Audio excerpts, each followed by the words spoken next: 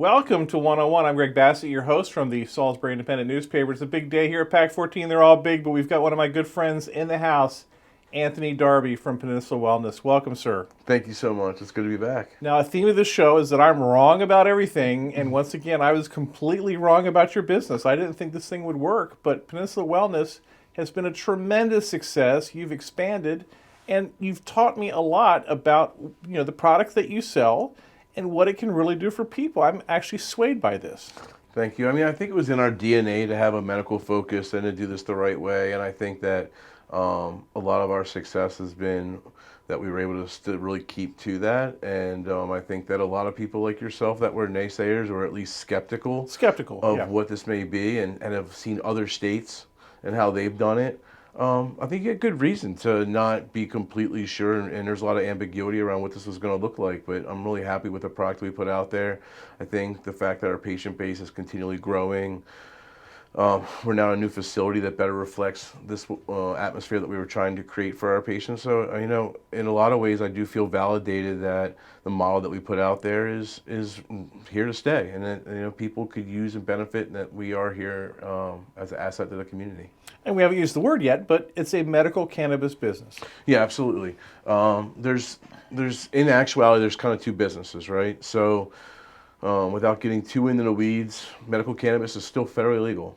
Okay, and that means that we're able to operate legally within the state of Maryland, but we're not allowed to do any interstate commerce, and banks and other institutions really aren't able to work with us.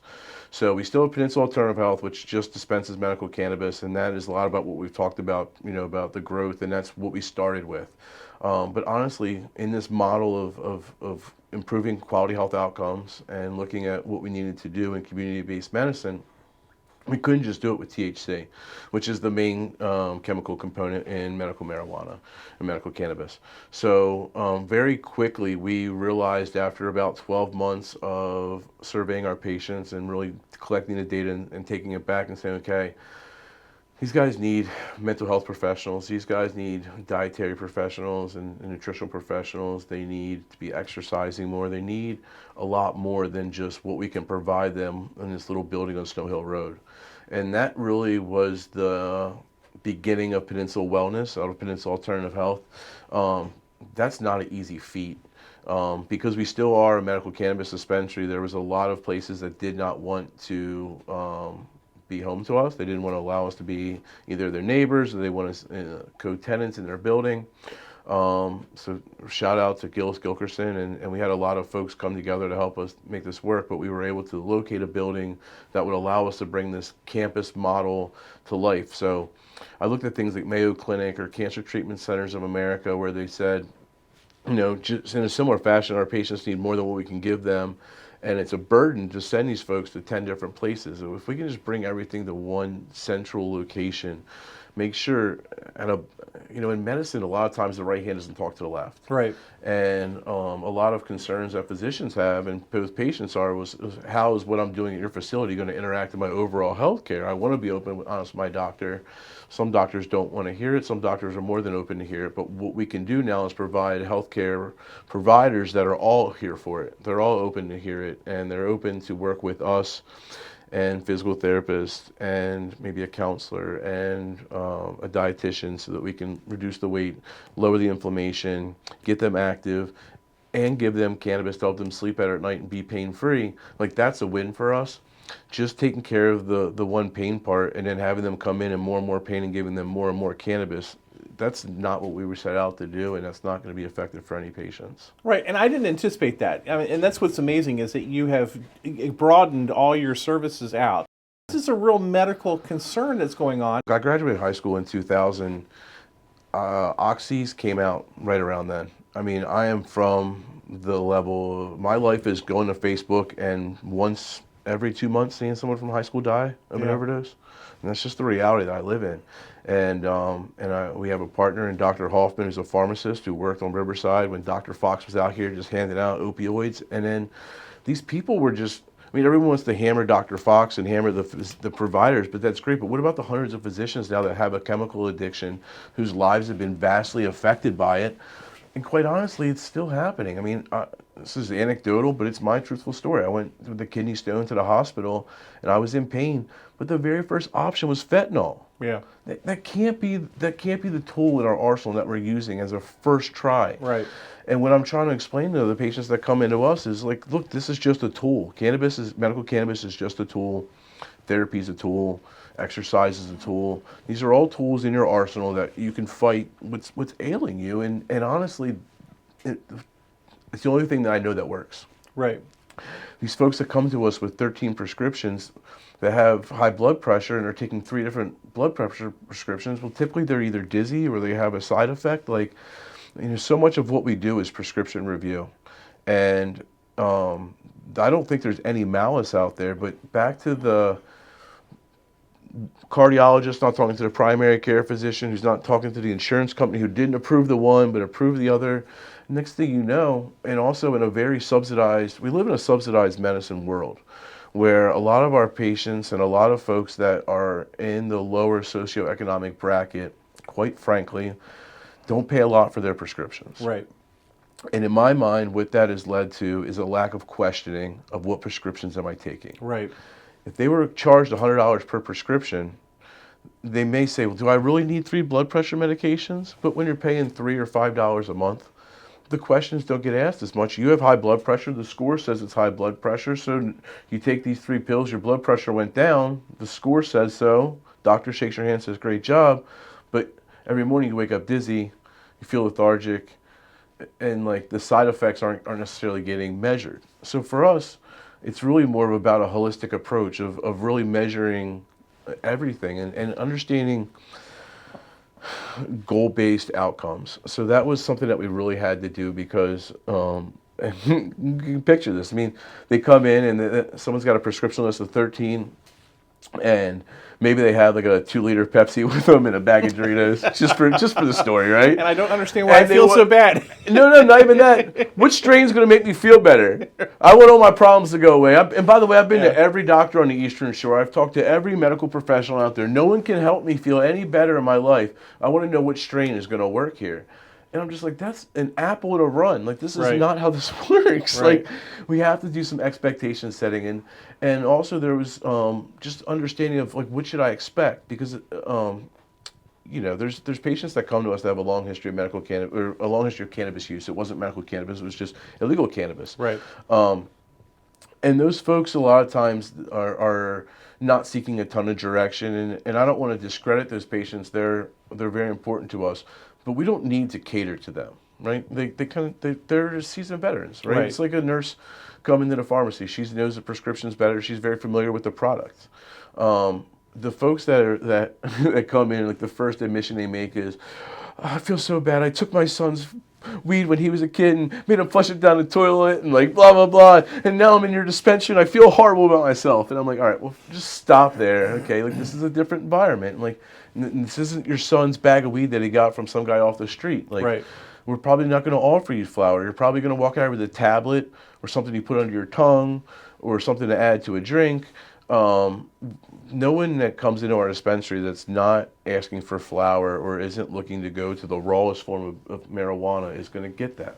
We're past that. This is 2020 now. I have 12-to-1 ratios of different cannabinoids and 16-to-1 ratios of different cannabinoids and a lot more tools in our arsenal to address problems than just like, sorry you got cancer, like here's a couple of joints to smoke and maybe it'll help your appetite, maybe it won't. Like that's not how, and I use the fancy word cannabinoid-based medicine, but like that's where we're at. Like we're in a science at this point now. I'm not just throwing out old hippie nomenclature and trying to do that. We're using terpenes, we're using cannabinoids, flavonoids, all these different chemical compounds and how we can manipulate them in a safe way to create more products that are in line with what a physician would feel comfortable recommending. And that's where I find myself as my biggest challenge and what I'm still setting out to do and why I'm investing everything that we have into this campus is because I want the Tidal Healths of the world. I want the hospitals to recognize that we are a medical specialty, just like your chiropractor, just like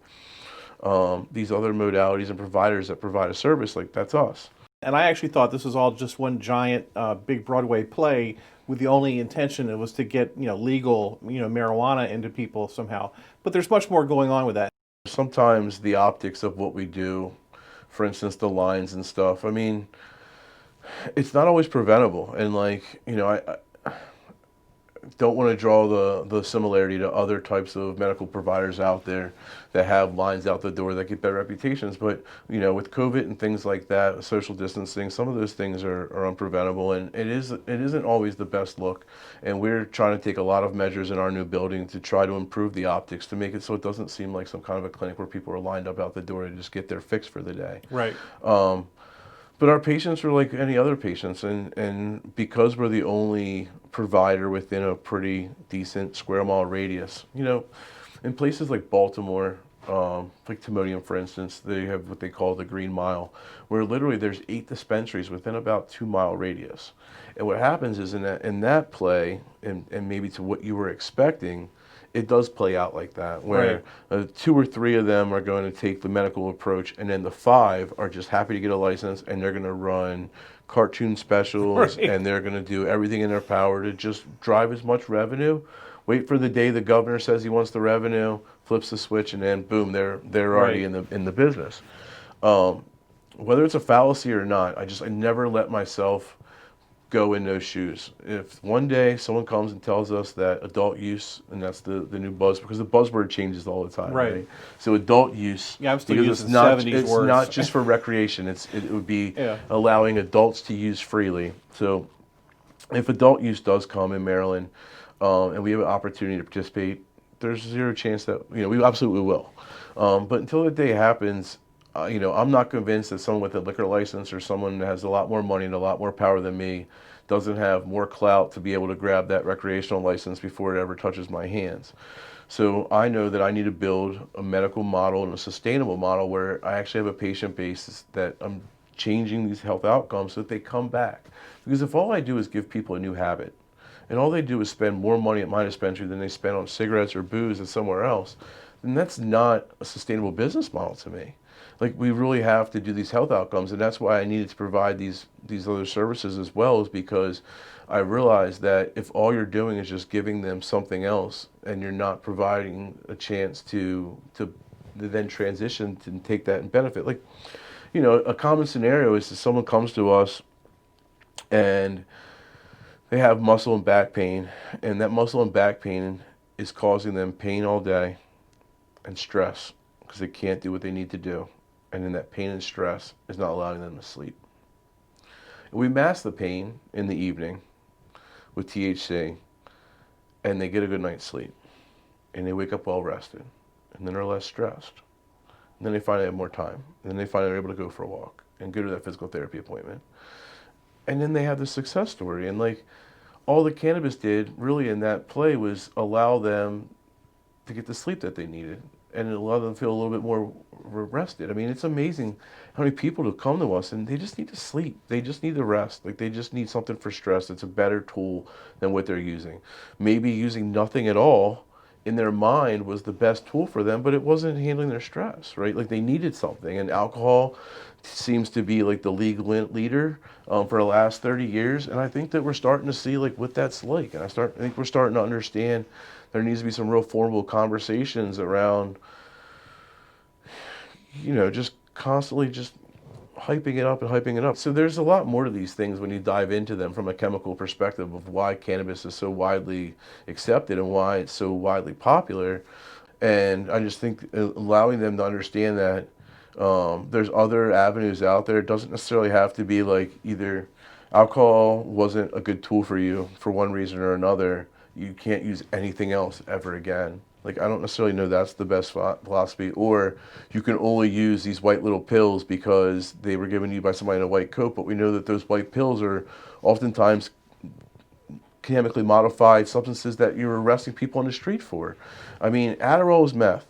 Oxys are heroin. I mean, these are chemically factual things that we as a society need to understand. And if we are microdosing, which is a fancy way of saying small doses, methamphetamines to our children, then how are we not willing to look at how we can microdose cannabis to stop that child from having seizures? And how are we not providing more access to children in other states? Like, I can't imagine living in a state that didn't have access to a medicine that my child could benefit from. There's still parents out there that have kids with ailments that can be severely helped by medical cannabis and CBD, and the idea that that it's not available to them, it's still crazy to me.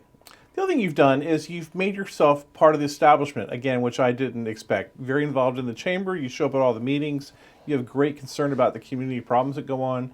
Unlike a lot of the businessmen that I'm around, when you talk about solutions, it's not all like, here's how my business can help things that are in the community. You really seem concerned about what's going on in Salisbury. You've made yourself a really important part of the community. Yeah, to be completely honest, it was something that I started when I got into business in the very beginning. I had some really good mentors, guys like Vic Lowe and John Ebline and Jack Morita. They got me in the Lions Club, and I was the youngest guy. Right. I'm like looking around. I'm literally 25 years younger than everybody I'm standing around. But I was a come here, right?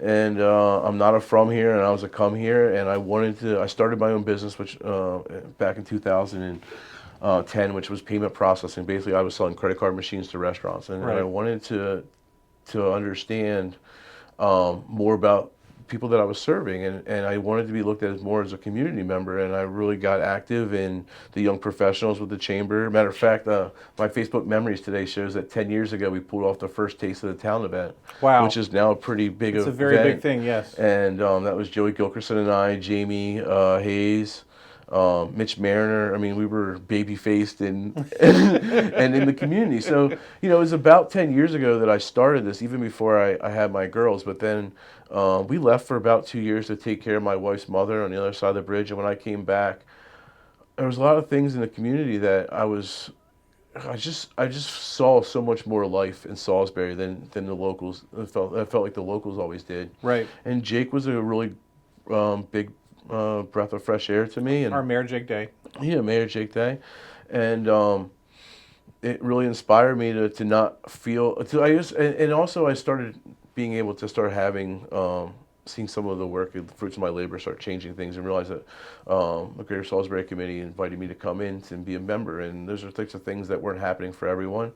And I think that because I had that reputation, even with the late Bob Culver, when he had Cellar Door, I did all his payment processing and everything. So Right. I had these relationships with, quote unquote, the establishment before I got into the dispensary. And I quite honestly believe that that's why I was successful, was because way before anyone saw or heard anything about Anthony Darby doing anything, I had a letter of support from Jake Day. I called Chief Duncan.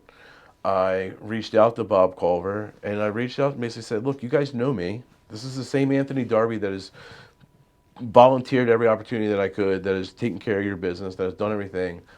I don't know that anyone else is better with this responsibility than me. Like, I'm going to be a good neighbor. I'm going to, be a good steward in this community. Support me, because I need it. Like, Yeah, you did all that, and that really impressed me because I thought, I was just amazed that you actually did it like the way, and this is awful, like a real business would do it. You really not necessarily played the game. You seemed really committed to making yourself a really important part of the community. It was beyond, like I said, letting the product sell itself. I feel like I'm an outlier. Like, I really do. Like, I've always Yeah. felt like I've kind of had this yin and yang of the emotional and like the, some of the more liberal sides of things out there. But I've also had a really strong work ethic thanks to my father, and my father was a really unique guy who was really tough to put in a box as well. From a political standpoint, it was one president this year and another next year, not really by party. It's authentic. I mean, I really do love Salisbury, and it's where my daughters are coming up, and it's important to me that that they know that you have the ability to impact your community. And I don't know that every community is like that, to be completely honest. Like, I don't remember feeling like that when I grew up on the other side of the bridge. But in Salisbury, with the current situation, I think there's times where sometimes it can feel a little overwhelming. Maybe during this county executive replacement, I thought you saw a little flexing from maybe. Yeah, we saw some warts there. Maybe Yeah. some good old boy, Yeah. traditional good old boy, but I'll put this on record. I think that Salisbury went from a very traditional place where new business wasn't always welcomed and new ideas weren't always welcomed, and the business community was lock in step with those traditionals. And then I think you saw that the business community kind of stepped out a little bit and said, look, we have an airport that could use some funding. We need to do a better job investing in our schools, because if we want to have really awesome employers, we can't recruit. I know that Purdue CFO, if I'm not mistaken, wasn't willing to move here because of the school systems, right? I don't know if that's changed, but that was a story that was told to me from Randy at a Greater Salisbury Committee meeting as we were trying to get, at that point, behind County Executive Bob Culver to give the funding to Donna Halen that she needs. Right. So I see the value in these things, and I think that it's no longer a reflection of the business community, and I think that the newer ideas in the business community are moving forward, and the folks that are just refusing to move and just dig their toes in the ground, they're less and less of effective, and I think you're seeing that. And I think I'm incredibly excited for what Salisbury looks like in 5 or 10 years. Not because I'm expecting these huge, massive changes, or we need tons and tons of development, but this asset has not been utilized for a while, and there's a lot of really excited people that are now my age, honestly. Right. And we have businesses, and we have finances, and we have assets and resources and employees and momentum to do these things, and you're seeing it. I mean, I'm so excited. I'm so big on the city of Salisbury right now in Wycomico County. I mean, I think that we have a really, really bright future ahead of us, and I hope that everyone else is excited too. Businesses like mine are being supported and are being welcomed, right? And I think that shows a new atmosphere of that this doesn't have to be anything that we don't want it to be. If there's elements of our past that we're no longer comfortable with, and there's elements of our past that we no longer want to be our stigma or associated with us, let's change it. We're here. I watched one of your podcasts, your video podcast with my friend Jerry Miller, talking about yoga and stuff. And that was compelling. It was really interesting. I bought into the whole thing. Being a fat guy, I bought into the whole thing. Someone once told me, he who sits the most dies the fastest. And that kind of stuck with me as I was sitting in an office job and in a job where I was in a car a lot of the times. And for me, I struggle with depression and anxiety. And honestly, that's been one of my largest drivers, is knowing that how other people feel and that they struggle with the same challenges that I do. And medical cannabis has been a really huge asset in battling those two things. But the THC, which is the part that gets you higher, intoxicating part, really has a lot of limitations. And the other piece is CBD, right? And you're familiar with that, and that's got limitations. When I started exercising routinely, it was like night and day with my stress. Yeah. And I hate it. Yeah. I still don't like exercising at all. I'm never going to be that guy. I played college sports, but I didn't like working out then. Someone like Jerry comes in, and she can bring a whole new piece to it, because when I work out, I typically work out with Denny McJilton. She's a personal trainer at Pure Fitness. I've been using her for about 2 years now. It's no BS. I mean, she's tough. And that serves a purpose as well. But then you have someone like Jerry, who kind of connects the mind and body. Right. And we did a 4-part series with Jerry. So the first and beginning part was very light movement at all. So you said it, not me. You said the fat guy thing. Right. The idea behind that is that, look, if you think that you need to be able to come in here, touch your toes, and put your leg behind your head, like, that's not what we're talking about here. Right. But in some of these things, when you just talk about them without having the experience, they come off as just like, it's not important. But breathing is so fundamentally important to mood and to energy levels. It is absolutely amazing how much I learned just from Jerry, and just sitting on a mat and stopping everything for 60 seconds and going through a box breathing exercise and coming out of it and being like, I literally feel lighter. Like, I literally feel like there's some weight off my chest. And oh, by the way, now that, because I'm not stressed as much, like, now I'm more productive. And like, for me, I have these businesses and I have 3 little girls.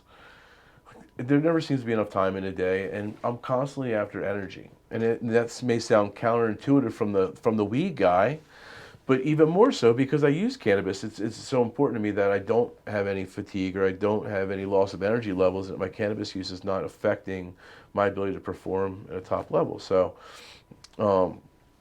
Jerry has really been great in terms of allowing me to understand the mental component to exercise and the physical component and bringing it all together. We have classes with her routinely coming up at the campus, so I hope to see you in there. I'll give you a voucher so you have no reason not to come. Jerry scares me. Tell me about your campus. Where is it now? It's 1003 Mount Herman Road. Okay. Not too far from the Civic Center and Kathy's Pet Salon, Right. Peninsula Home Healthcare, right on that strip. Going And Nuts Cafe. you encourage people just to stop in and look, or? Yeah, absolutely, Okay. because the new campus is wide open to the public. Okay. So I really would. And honestly, even if you are really only interested in the medical cannabis piece, come in and let us help you start with the journey. So many folks feel lost. They're not sure how to get their card. They don't know where to go.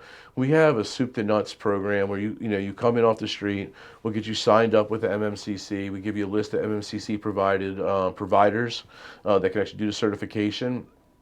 And we didn't talk a lot about the CBD piece, but it really is a huge part of our focus in terms of understanding that our patients and the products in the Maryland market are all geared towards high concentrations of THC.